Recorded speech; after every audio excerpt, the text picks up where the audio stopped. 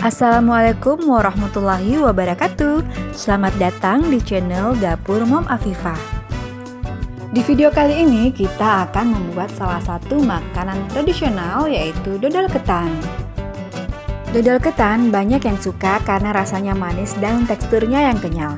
Tetapi karena proses pembuatannya yang memakan waktu lama, sehingga dodol ketan ini biasanya hanya disajikan pada saat acara-acara spesial saja.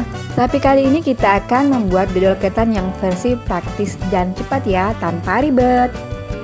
Ini dia dodol ketan kukus, hanya menggunakan 3 bahan. Membuatnya cukup dengan cara dikukus, dijamin anti gagal. Yuk langsung saja kita ke resepnya. Siapkan 500 gram tepung beras ketan. Di sini saya menggunakan tepung beras Rose Brand yang kemasan 500 gram. Jika suka bisa diganti dengan tepung ketan hitam. Siapkan 600 gram gula merah.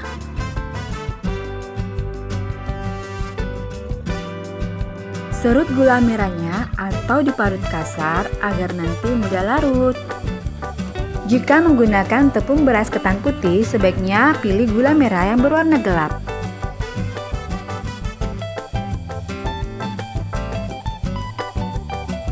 Jika tidak mempunyai timbangan, kita bisa menggunakan gelas seperti ini untuk mengukur.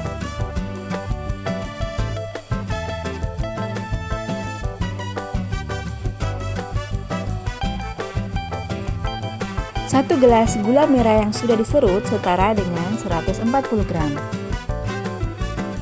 Jadi untuk 600 gram gula merah setara dengan 4/3 gelas.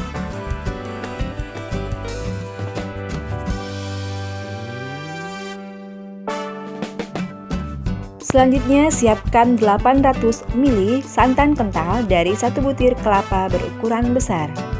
Jika ingin menggunakan santan instan, bisa menggunakan 4 bungkus santan instan, kemudian dilarutkan dengan air hingga genap menjadi 800 ml. Jika tidak mempunyai gelas ukur, kita bisa menggunakan gelas belimbing seperti ini ya. Atau jika gelas belimbing tidak ada, cangkir seperti ini juga bisa. Cangkir dan gelas ini masing-masing mempunyai volume yang sama, yaitu 200 ml. Jadi untuk 800 ml santan setara dengan 4 gelas santan. Sekarang kita uji perbandingan volumenya. Isi gelas belimbing dengan santan. Kemudian kita lihat berkurang berapa milikah volume dari santan kita.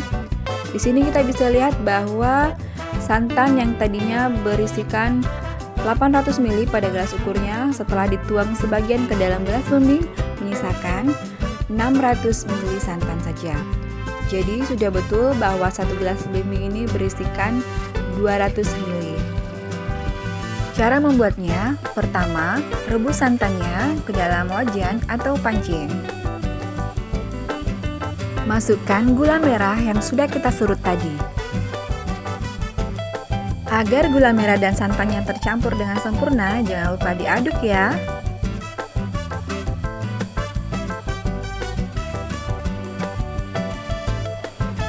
Aduk hingga mendidih dan semua gula merahnya larut. Sekarang api kompornya boleh kita matikan. Kemudian larutan santan dan gula merahnya kita saring.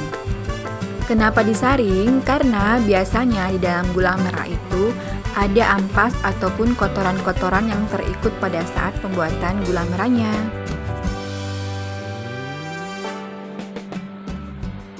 Sekarang ampas dan kotoran dari gula merahnya kita buang. Dan larutan santan gula merahnya kita sisihkan sejenak.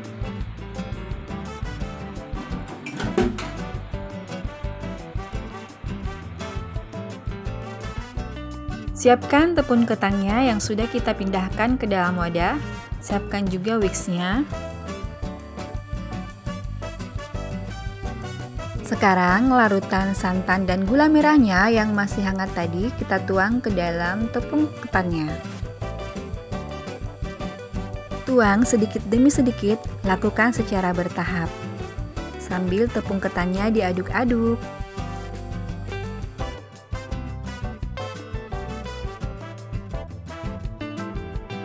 Kalau ada yang bergerindil seperti ini, tidak apa-apa ya, ini tidak keras dan mudah sekali untuk dihancurkan.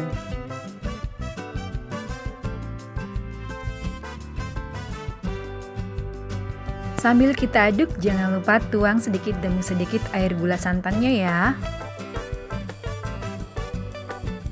Pada tahap ini, mengaduknya menjadi sudah agak susah ya, karena tepung beras ketannya yang kita siram dengan air santan gula merah yang masih panas akan membuat tepungnya menjadi lengket.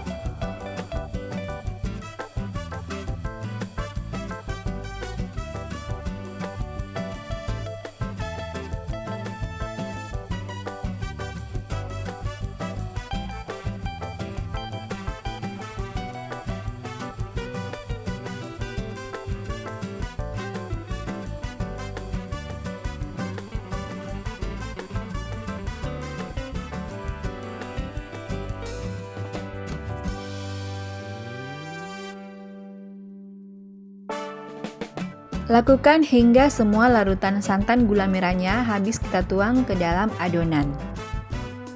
Aduk hingga semua tercampur dengan rata dan sudah tidak ada lagi yang bergerindil. Jika adonannya sudah tampak seperti ini, sudah siap untuk kita pindahkan ke dalam loyang ya. Siapkan loyang yang sudah diolesi dengan minyak goreng, bisa juga dialasi dengan plastik atau dengan daun pisang. Satu resep ini bisa untuk loyang ukuran 20 x 20 cm. Loyang yang saya gunakan ini berukuran 20 x 10 cm. Adonan saya bagi, sebagian saya menggunakan cetakan plastik berbentuk bunga mawar seperti ini. Sebelumnya cetakan bunga mawarnya saya olesi juga dengan minyak goreng.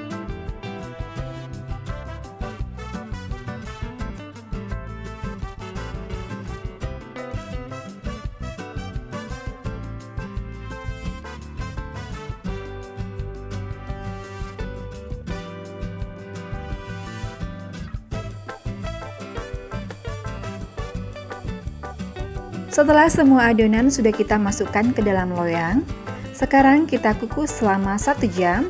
Sebelumnya kukusannya sudah kita panaskan terlebih dahulu.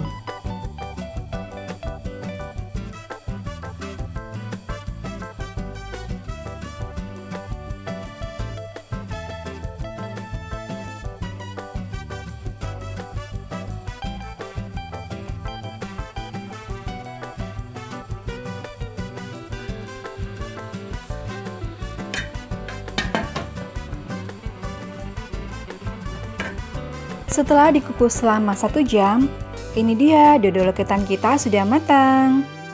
Yang bolong-bolong itu adalah tetesan dari air tutup kukusannya ya, tetapi ini tidak masalah karena nanti ketika dikemas akan tertutup kembali. Keluarkan semuanya dari kukusan dan biarkan dingin dahulu sebelum dikeluarkan dari cetakannya.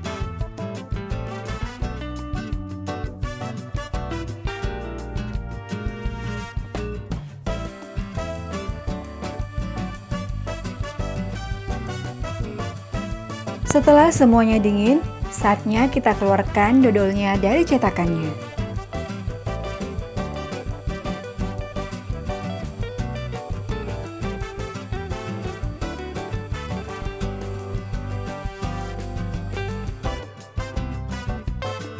Wah, dodolnya cantik sekali ya, sangat kenyal, warnanya juga bagus. Terlihat berkilau karena santan kelapa yang kita gunakan menghasilkan minyak ketika dikukus selama 1 jam. Meskipun membuat dodol ini hanya dengan cara dikukus, warna dan teksturnya juga sangat mirip dengan dodol yang diaduk lama di atas wajan. Agar tetap bersih dan tahan lama, dodolnya bisa kita kemas ke dalam plastik mika seperti ini.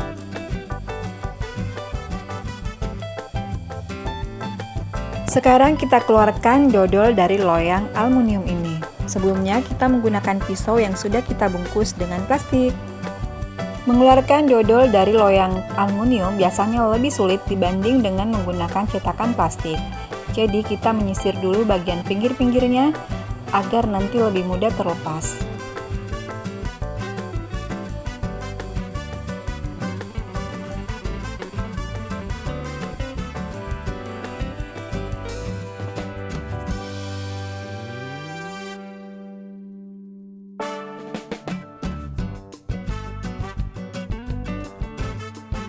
Tuh kan, belum mau terlepas. Kita Kita sisir kembali ya dengan pisau.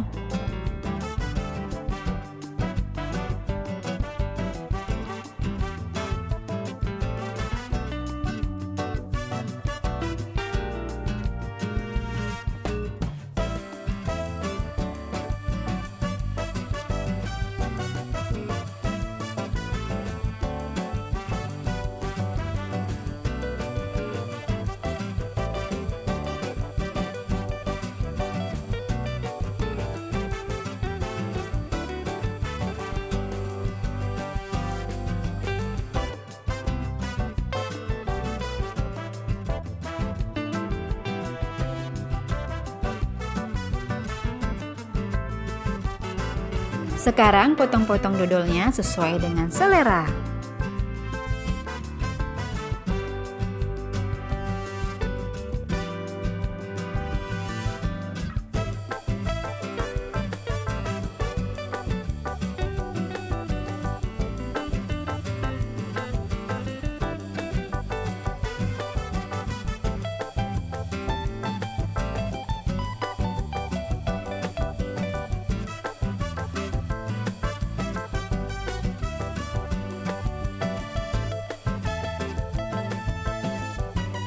Agar lebih awet dan tahan lama, untuk dodol berbentuk kotak ini saya bungkus dengan plastik berbahan bening seperti ini.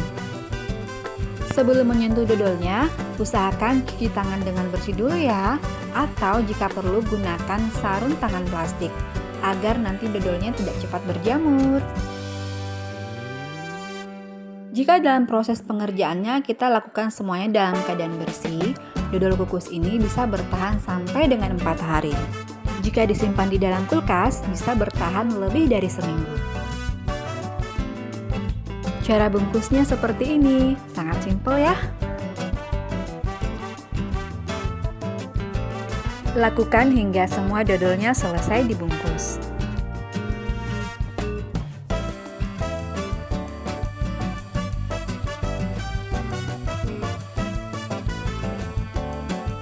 Ini dia dodol kukus ketan kita. Sudah jadi semuanya. Sangat praktis dan tidak membuat kita capek mengaduk terlalu lama. Setelah dikemas seperti ini, dodolnya menjadi lebih rapi dan cantik ya. Sangat pas disajikan untuk acara spesial ataupun sebagai hantaran kue pengantin. Dan bisa dijual juga.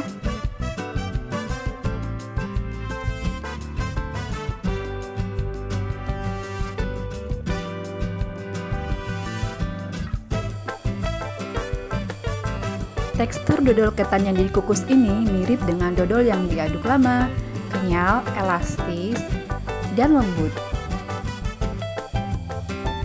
Tepung beras ketan putihnya bisa diganti dengan tepung beras ketan hitam agar rasanya lebih mirip.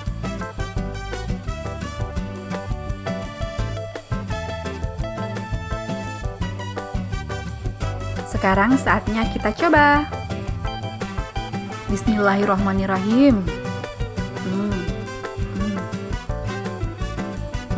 Rasanya manis dan legit, mirip dengan dodol yang diaduk lama.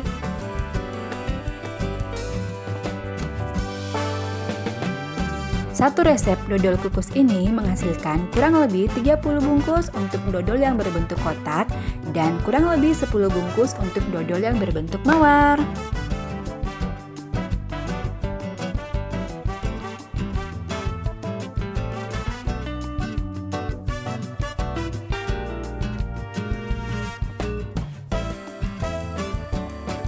Terima kasih telah menyaksikan video ini, semoga bermanfaat.